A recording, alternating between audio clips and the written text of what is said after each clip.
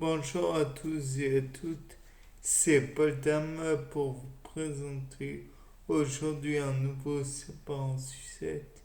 Et aujourd'hui, j'ai voulu vous présenter un sapin en sucette sur les glandes sébacées.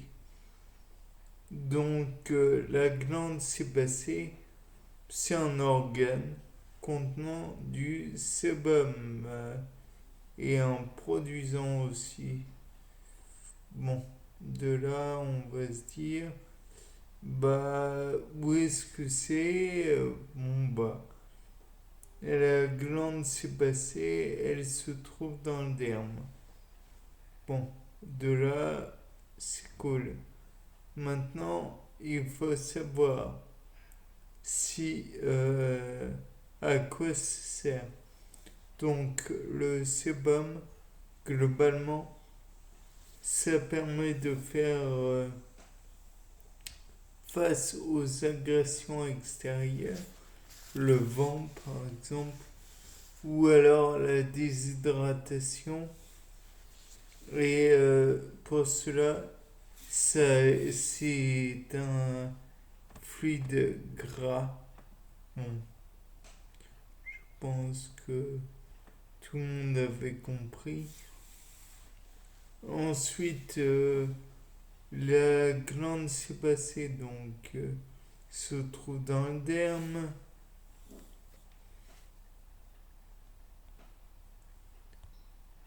Juste sous la peau, près d'un poil, oui, miam miam. Et il constitue un fluide qui recouvre d'ailleurs le poil. La glande sébacée est rattachée au follicule pileux dont le canal excréteur est proche du follicule pileux. Dans le follicule pileux, il faut comprendre le poil. Ensuite, on peut savoir que le sébum permet d'en sortir grâce à un canal qui se trouve le long des racines du poil ou du cheveu. Ce qui explique pourquoi on peut avoir les cheveux gras et ainsi que des gens de cloques dans lesquels se forment les poils. Bon, ça paraît un peu bizarre. C'est comme des poils incarnés dans des boutons. Bon, il existe une partie sous-épidermique et une autre dans l'épiderme qui va jusqu'à la surface de la peau. De là, les glandes sébacées, comme je vous l'ai dit, participent à la synthèse et à la production du sébum. Par la suite, on pourra dire que ce fluide qui en répugne plus d'un est d'apparence grasse, huileuse presque. Oui, grasse et huileuse, ça va de pair.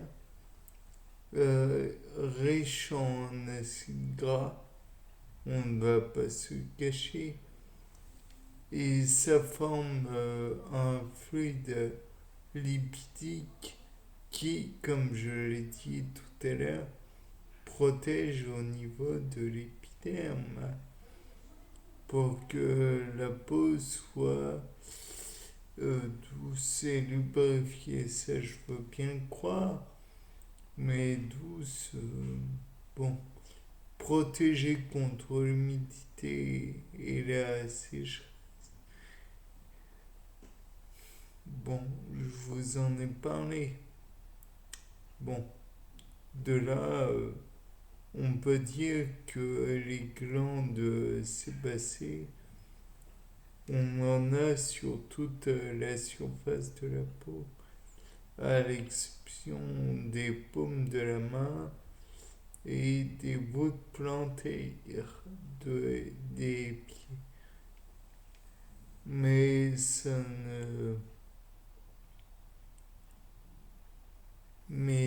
ne veut pas dire que il y en a nulle part et que c'est enfin, on ne va pas se cacher, c'est un peu réparti de façon pas anarchique, mais il y en a plus sur le visage, le dos, le cuir chevelu, qu'il n'y en a sur les mains. Ce qui n'empêche pas qu'il peut y en avoir. Il n'y en a pas uniquement dans les paumes de la main et les voûtes plantaires. Sur le cuir chevelu, ça ne, les glandes sébacées sont de taille, on va pas tourner autour du pot, plus importante, plus volumineuse que sur celle de la peau, puisqu'il faut protéger les cheveux.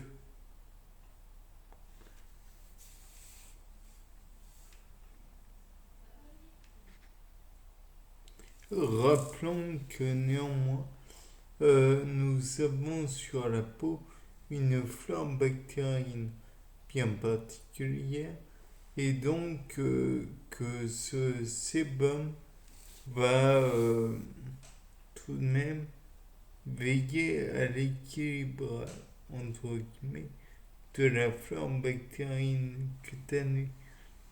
D'ailleurs, sur le sujet de l'épiderme, on va pas se le cacher, ça permet de garder une certaine souplesse et une certaine douceur de l'épiderme. Et je ne vais pas vous apprendre que c'est un vecteur tout de même important de cohésion sociale.